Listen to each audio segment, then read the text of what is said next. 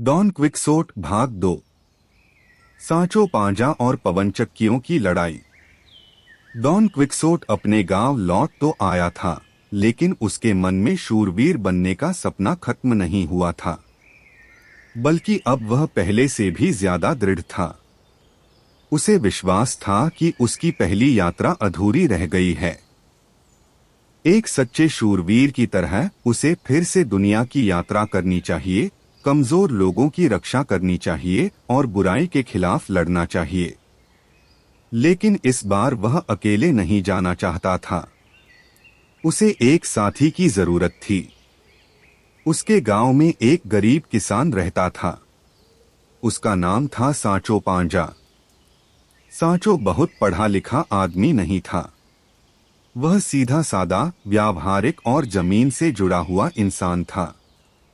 Don Quixote ने उसे अपने साथ चलने का प्रस्ताव दिया, लेकिन उसने सिर्फ दोस्ती की बात नहीं की। उसने सांचो से कहा, अगर तुम मेरे साथ चलोगे तो किसी दिन मैं तुम्हें एक पूरा द्वीप दे सकता हूं। वहां तुम उसके राज्यपाल बन जाना। सांचो की आंखों के सामने अचानक एक शानदार भविष्य आ गया। वह सोचने लगा, अगर मुझे सच में एक द्वीप मिल गया तो मैं उसका राजा या राज्यपाल बन सकता हूं। सांचो ने तुरंत हामी भर दी। उसने अपना गधा तैयार किया और डॉन क्विक्सोट के साथ निकल पड़ा। अब दोनों की जोड़ी बेहद अजीब थी। एक तरफ था डॉन क्विक्सोट, जो हर चीज को अपनी कल्पना के अनुसार देखता था। दूसरी तरफ था सांचो, जो ज्यादातर चीजों को वैसा ही देखता था जैसी वे वास्तव में थीं। डॉन क्विक्सोट घोड़े पर था, सांचो अपने गधे पर। डॉन क्विक्सोट के पास तलवार और भाला था। सांचो के पास था उसका साधारण सामान और अपने मालिक की बातों पर आधा विश्वास। कुछ दूर जाने के बाद अचानक डॉन क्विक्सोट की नजर सामने खड़ी कुछ विशाल संरचनाओं पर पड़ी। वे थीं पवनचक्कियां।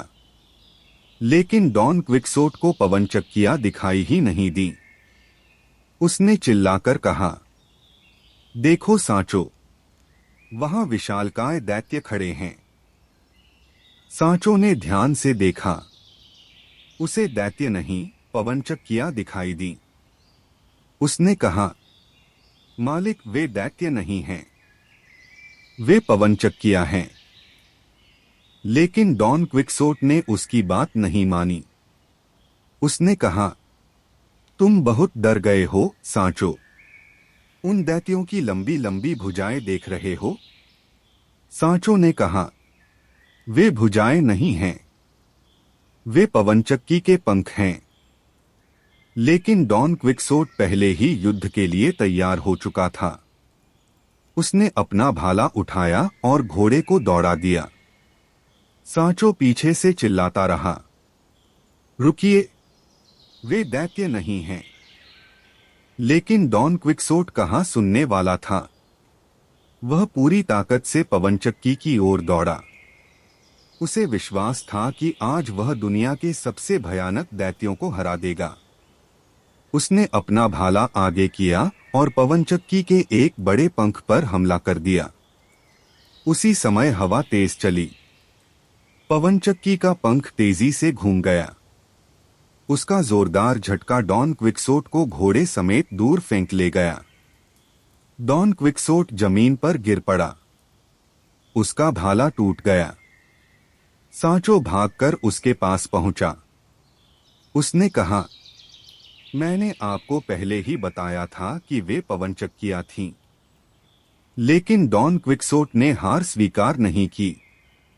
उसने तुरंत अपनी हार का कारण भी खोज लिया। उसने कहा, सांचो, इसमें कोई शक नहीं कि ये दैत्य थे, लेकिन किसी दुष्ट जादूगर ने उन्हें पवनचक्कियों में बदल दिया। सांचो ने कुछ नहीं कहा। शायद वह समझ चुका था कि अपने मालिक को तर्क से समझाना आसान नहीं होगा।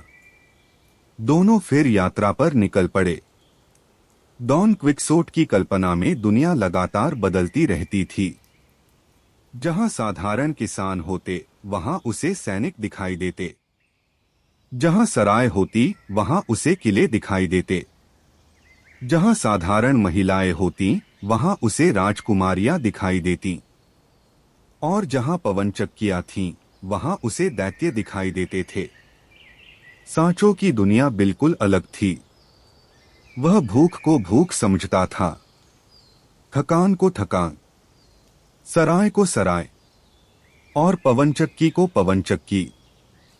फिर भी वह डॉन क्विक्सोट के साथ चलता रहा, क्योंकि उसके मन में उस द्वीप का सपना था जिसका वादा उसके मालिक ने किया था। एक दिन रास्ते में दोनों ने कुछ भिक्षुओं को देखा। डॉन क्विक्सोट ने उन्हें देखकर अनुमान लगाया कि वे किसी राजकुमारी को जबरदस्ती कहीं ले जा रहे हैं। उसने तुरंत उन्हें रोकने का फैसला किया। सांचो ने फिर समझाने की कोशिश की कि ऐसा कुछ नहीं है, लेकिन डॉन क्विक्सोट के लिए अब यह एक नया रोमांच था। उसने भिक्षुओं पर हमला कर दिया।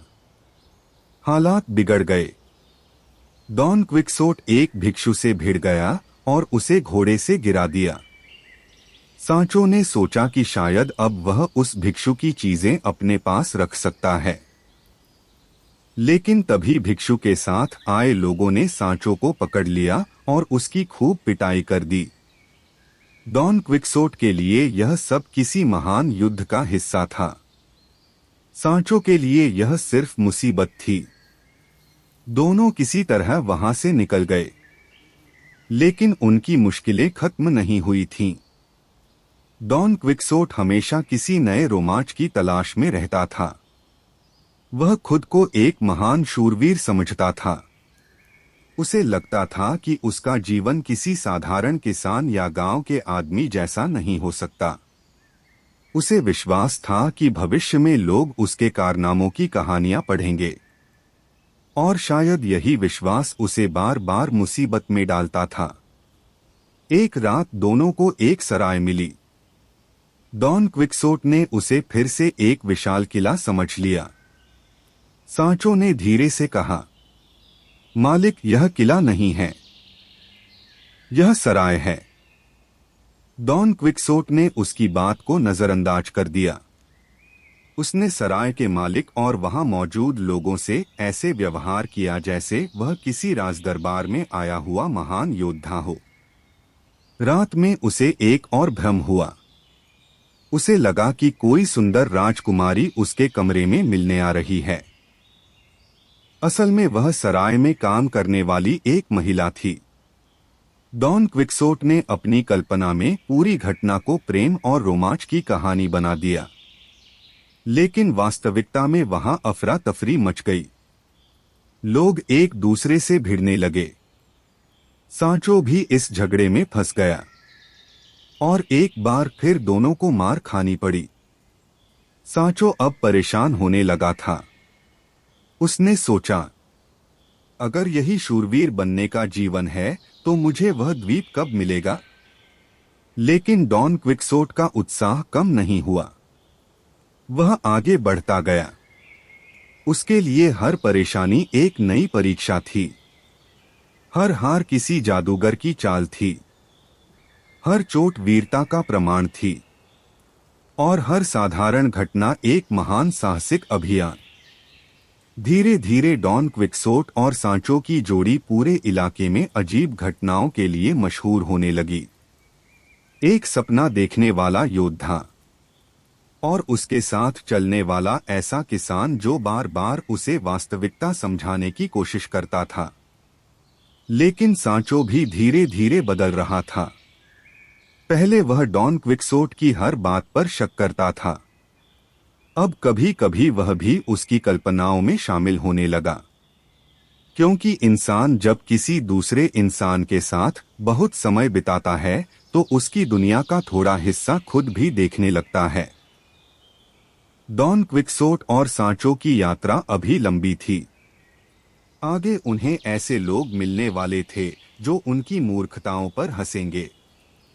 कुछ लोग उन्हें धोखा देंगे। कुछ लोग जानबूझकर डॉन क्विक्सोट की कल्पना का फायदा उठाएंगे। और कुछ लोग उसकी विचित्र दुनिया में शामिल होकर उसके साथ खेल खेलेंगे। लेकिन इस यात्रा में एक चीज धीरे धीरे बदलने वाली थी।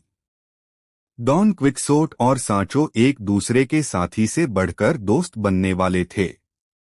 एक ऐसा दोस्ती का रिश्ता जिसमें एक आदमी सपनों की दुनिया में रहता था और दूसरा जमीन की सच्चाई में।